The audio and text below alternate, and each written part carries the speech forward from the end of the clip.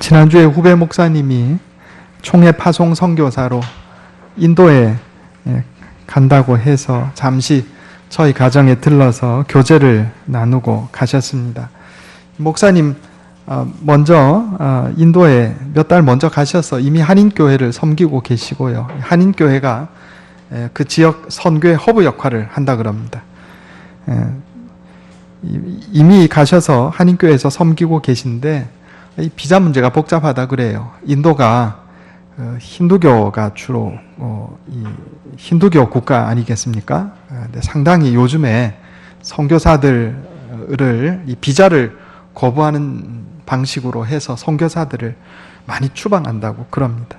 이번에 가서 이미 목회하고 계시다가 이번에 이제 들어와서 비자 문제 완전히 해결하고 사모님하고 따님 데리고 6월 중으로 인도에 들어간다 하는 이야기를 제가 들었습니다.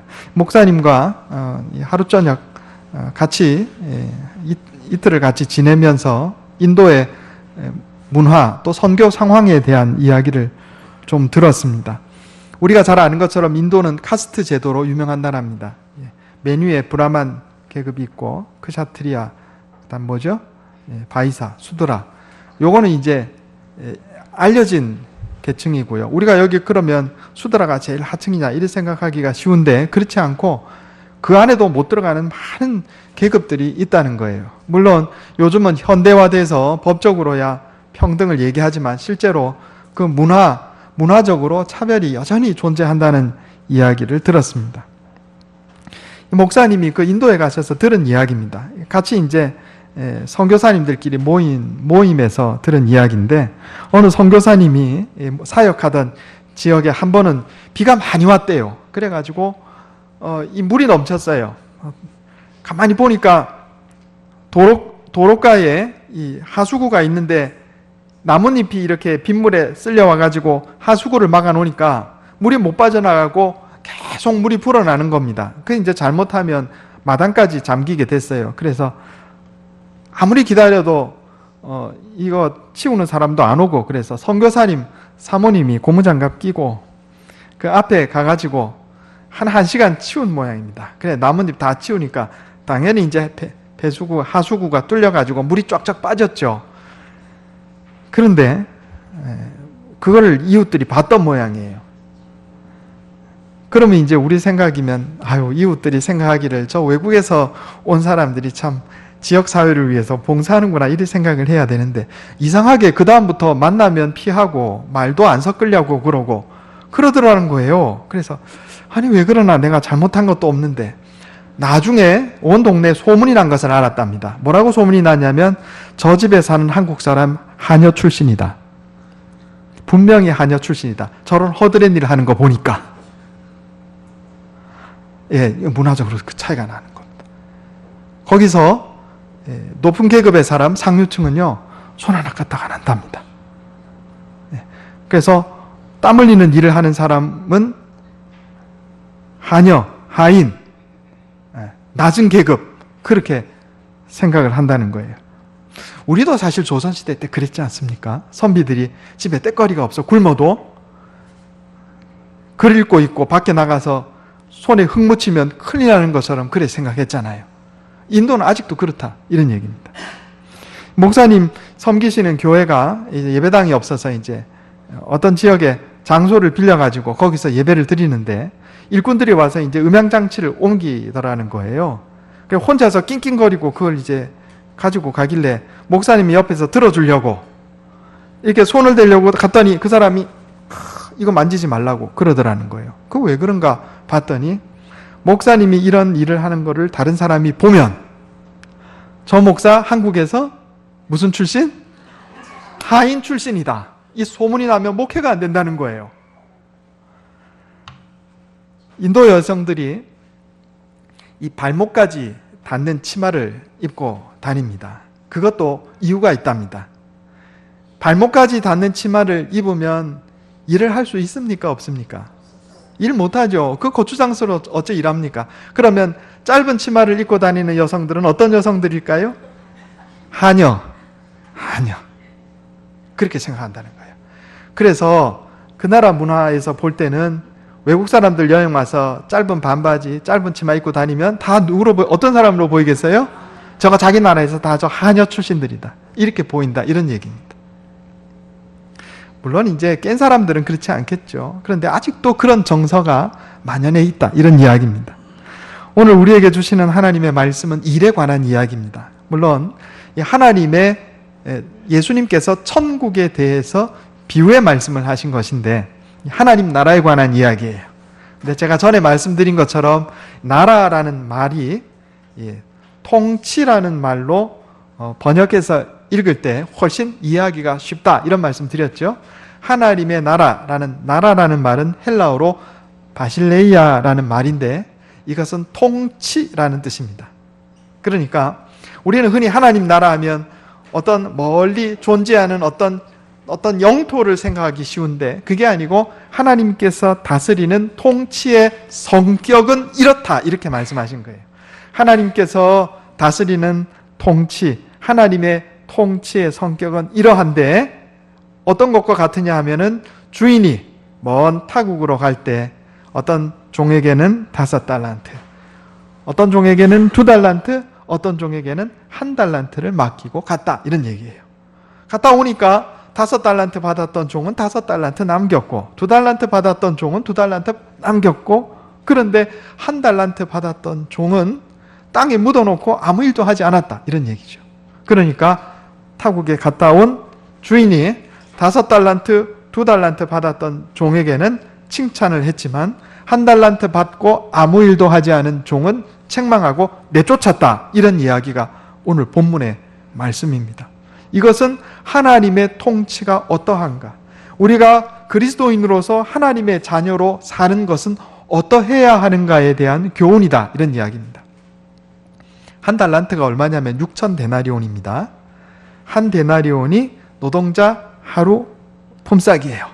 그럼 우리가 최소한으로 잡아서 하루 품삯을 5만 원이라고 한다면 6,000데나리온, 1달란트는 얼마예요? 5, 6, 33억. 큰 돈이에요.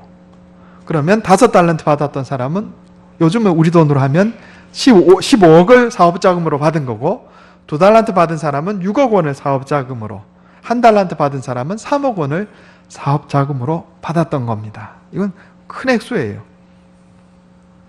자, 오늘 말씀을 통해서 우리가 몇 가지 교훈을 살펴보려고 합니다. 먼저 우리가 기억해야 할 것은 하나님께서 우리를 일하는 존재로 만드셨다 하는 겁니다. 따라해 보겠습니다. 하나님은 우리를 일하는 존재로 만드셨습니다.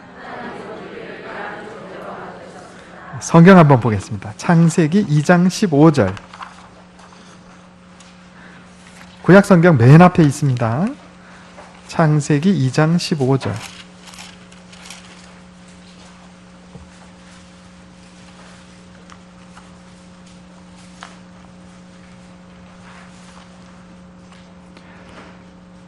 같이 한번 읽어보겠습니다. 창세기 2장 15절. 자, 같이 읽겠습니다. 시작. 여호와 하나님이 그 사람을 이끌어 에덴 동산에 두어 그것을 경작하며 지키게 하시고. 아멘. 하나님께서 아담과 하와를 만드시고 난 다음에 아담과 하와를 그저 놀고 먹게 하신 게 아니고 일하게 하셨어요. 에덴 동산을 경작하며 그 다음에 에덴 동산을 지키게 하신 겁니다. 하나님은 우리 사람을 일하는 존재로 만드셨어요. 일은 저주가 아닙니다. 창조 때부터 하나님께서 사람을 일하는 존재로 만드신 거예요. 타락의 결과는 뭐냐면 그 일이 사람에게 괴로움이 된 것이 타락의 결과지 일 자체가 타락의 결과는 아니다 이런 얘기입니다. 하나님께서 우리에게 일을 주신 것은 사람에게 주신 당연한 본분이다 이런 얘기입니다. 그래서 성경은 어떤 일이든 천하게 여기지 않습니다. 머리만 쓰는 일이든 손을 움직이고 땀을 흘리는 일이든 다 하나님께서 보시기에 귀한 일이다 이런 이야기예요. 특별히 성경은요 지혜자, 지혜로운 사람, 지혜자의 목록 안에 기술자가 들어갑니다. 자, 다시 말씀드립니다. 우리는 보통 지혜자 이렇게 생각하면 인문학적인 지식을 갖춘 사람만 지혜자라고 생각하기 쉬운데 성경의 용법은 그렇지 않아요. 지혜자 안에 기술자가 들어가요. 찾아보겠습니다. 출애굽기 36장 1절.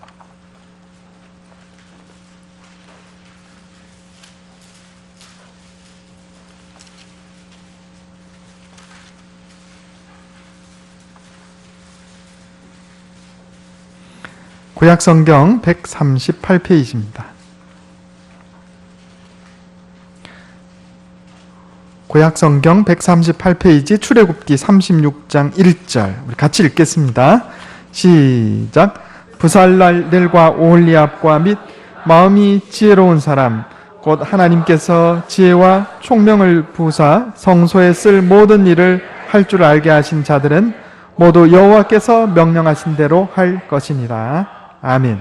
출애굽 시대 이스라엘 백성들이 광야에서 성막을 지을 때 하나님께서 부살렐과 오홀리압이라는 사람을 부르셔서 그에게 지혜와 총명을 주셨다. 이렇게 성경은 기록합니다. 어떤 지혜와 총명이에요? 뭔가를 잘 만드는 기술을 줬다. 이런 얘기예요. 그런데 이런 기술을 가진 사람을 뭐라고 표현하냐면 마음이 지혜로운 사람 이렇게 돼 있어요. 우리 아직도 머릿속에 조선시대의 사고방식이 머릿속에 있어가지고요. 지혜로운 사람 하면 대학 교수만 지혜롭다 생각해요. 그렇지 않습니다. 우리는 그리스도인이고 성경적으로 생각해야 하는 겁니다. 누가 지혜로운 사람인가?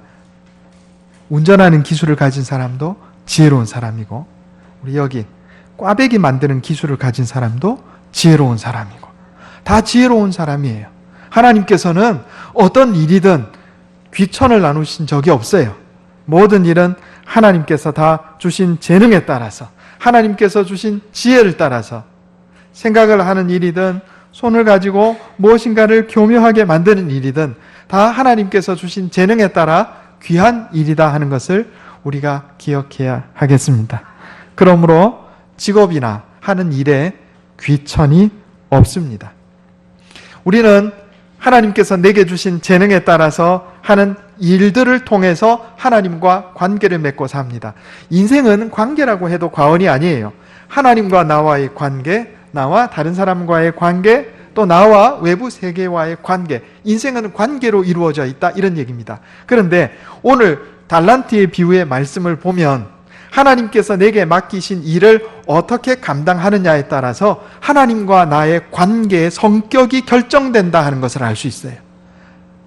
우리가 읽은 말씀처럼 5달란트 맡은 자가 열심히 일해서 5달란트를 남기고 2달란트 맡은 자가 열심히 일해서 2달란트를 남겼을 때 주인이 그 종들을 칭찬합니다. 잘하였다. 충성된 종아. 그리고 더 많은 일을 맡겨요.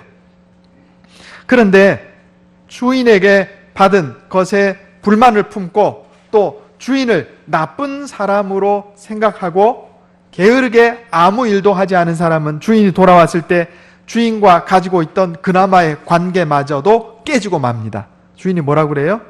저 사람을 내쫓아서 바깥 어두운 데서 일을 갈게 하라. 그리고 저 사람이 가지고 있던 1달란트마저도 10달란트 가진 자에게 주어라. 이렇게 관계가 깨져버린다. 이런 이야기입니다.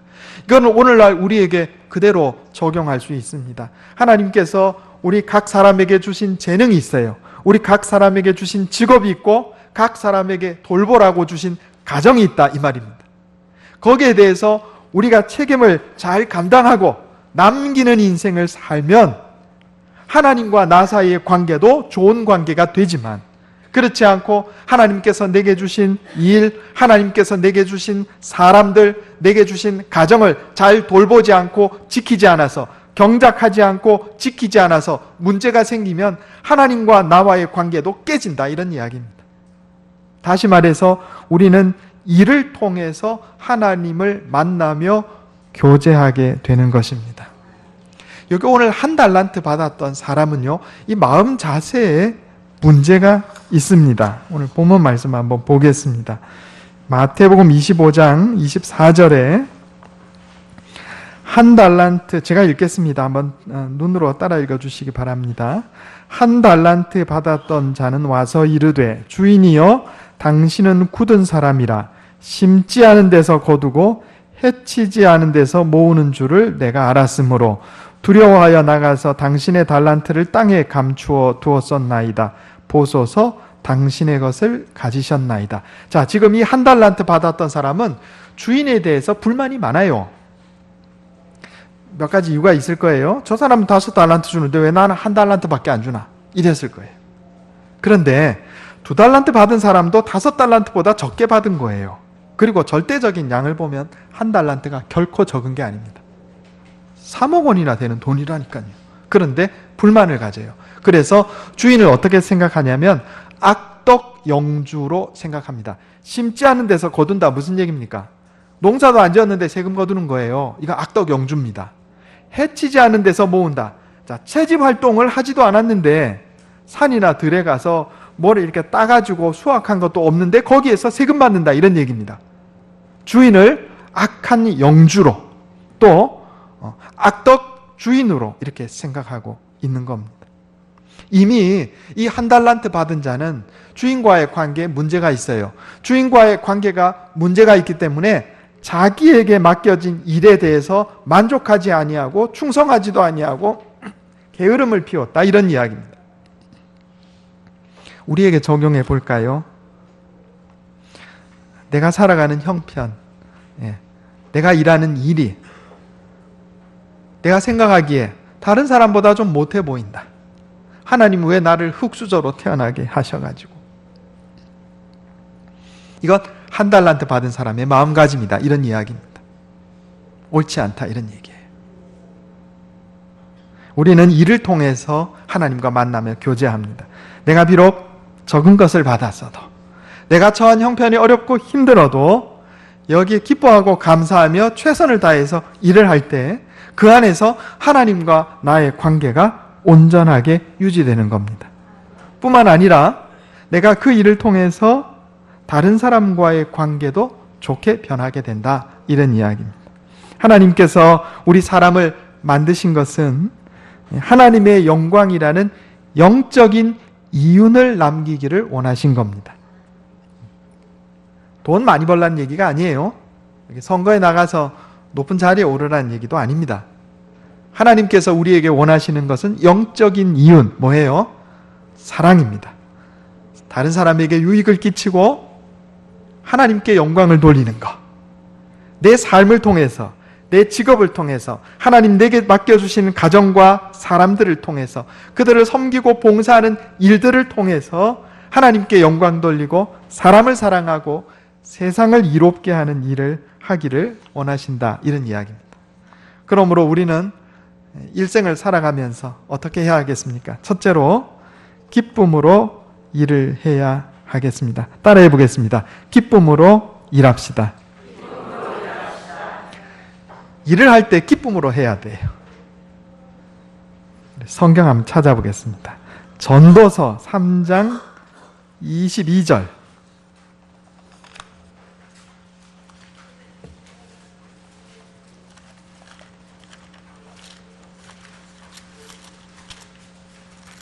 전도서 3장 22절.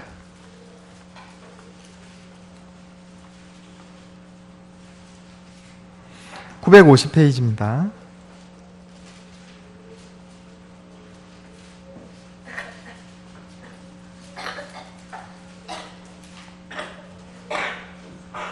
전도서 3장 22절 같이 읽겠습니다. 시작.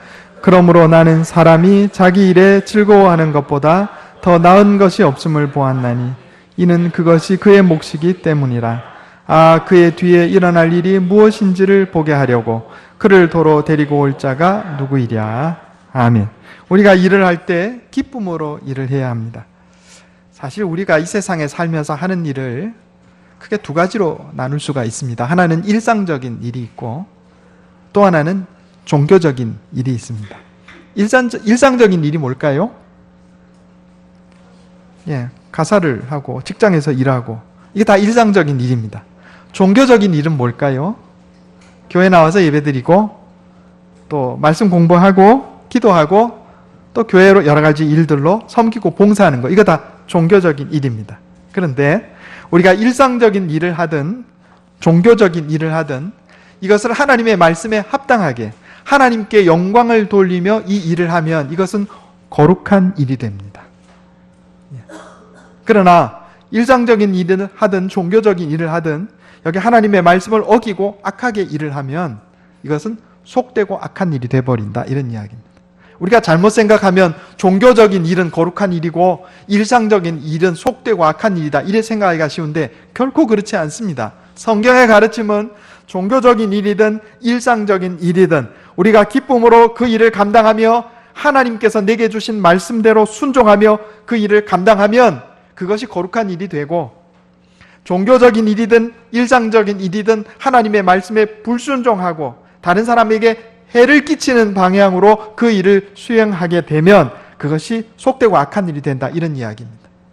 교회 나와서 예배드린다고 앉아있고 교회에서 여러 가지 직분을 맡아서 일을 한다고 하지만 그것이 다른 사람을 괴롭히는 데 사용되고 그것으로 말미암아 하나님의 영광을 가린다면 그게 종교적인 일일지는 몰라도 속되고 악한 일이 되어버린다, 이런 이야기예요.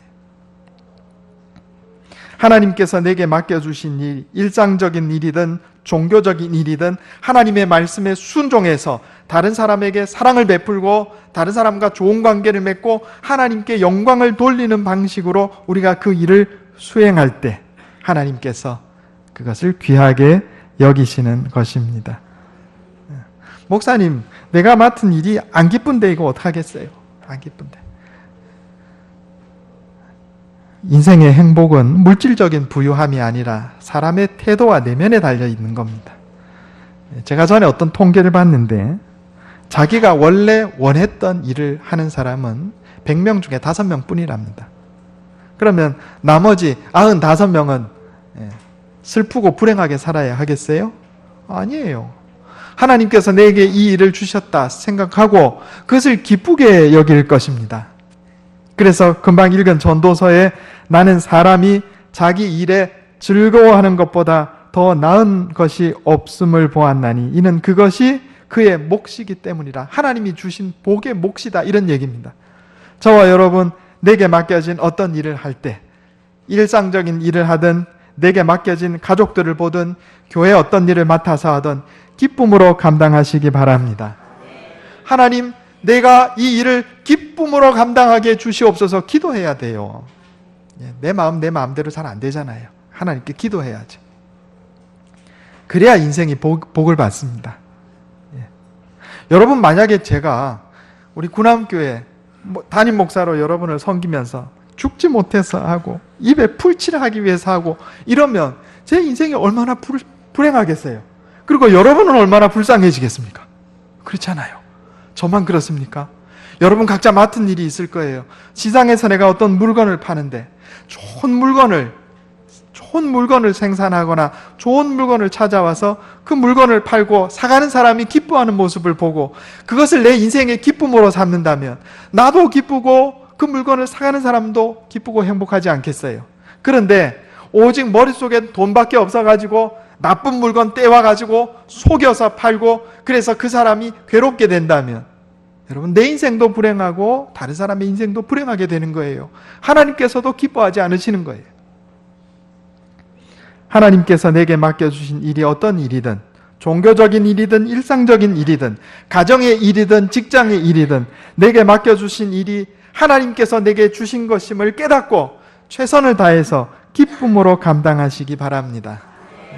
두 번째로는 맡은 일에 충성하는 겁니다. 따라해 보겠습니다. 맡은 일에 충성합시다. 미국의 스탠다드 석유 회사라는 곳이 있었습니다. 그 석유 회사의 점원이었던 아치 볼드라는 사람이 있었는데 그는 충성스러운 직원이었어요. 그래서 그에게 한 가지 습관이 있었는데 어디를 가든 이 말부터 시작하고 하는 겁니다. 한 통에 $4 스탠다드 석유.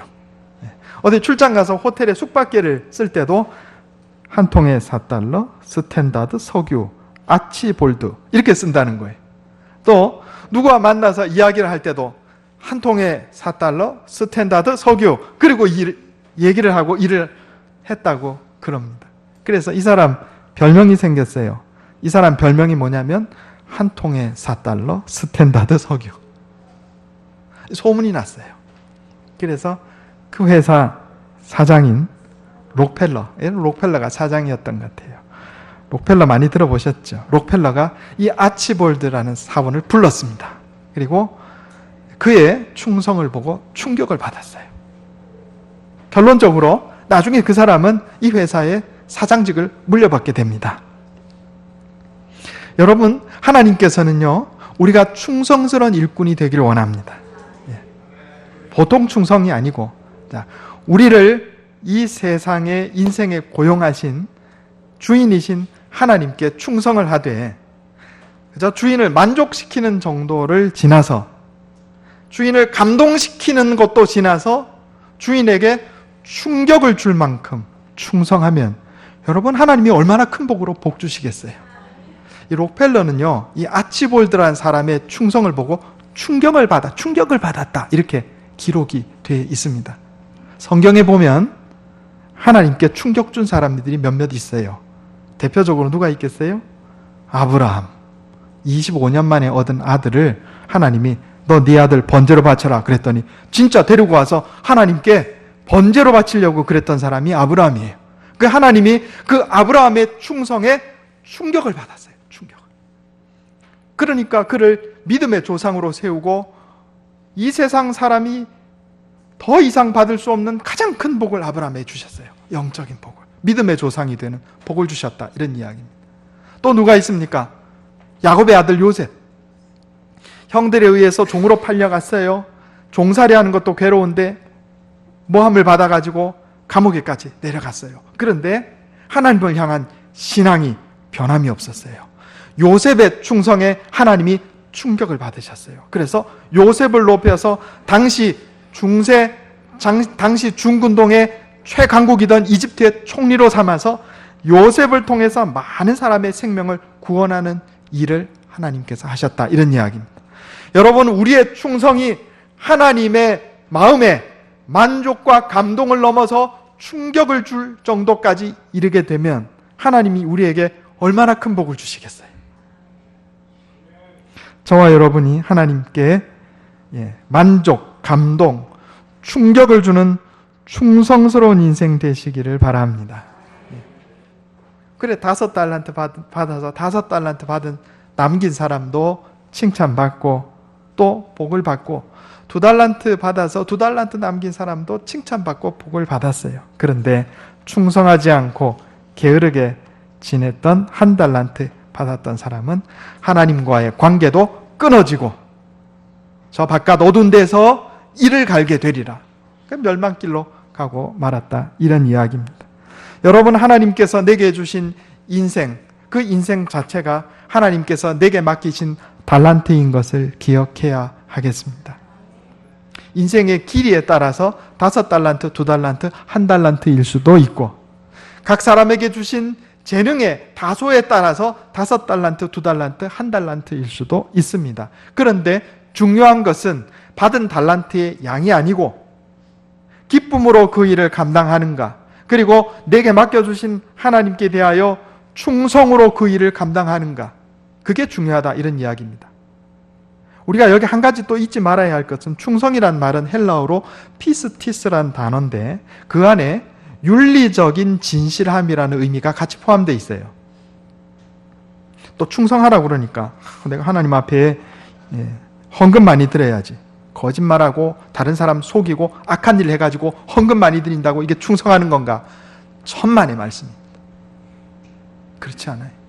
하나님께서 우리에게 원하시는 충성은 하나님의 말씀 따라 진실하고 정직하고 바르게 살면서 그 일을 통해서 세상에 유익을 끼치고 다른 사람을 사랑하는 삶을 사는 것, 영적인 이윤을 남기기를 원하시는 것이지, 하나님의 백성들이 세상적으로 물질을 많이 쌓고 높은 자리에 올라가고 유명해지는 것을 원하시는 것이 아니다. 이런 이야기입니다.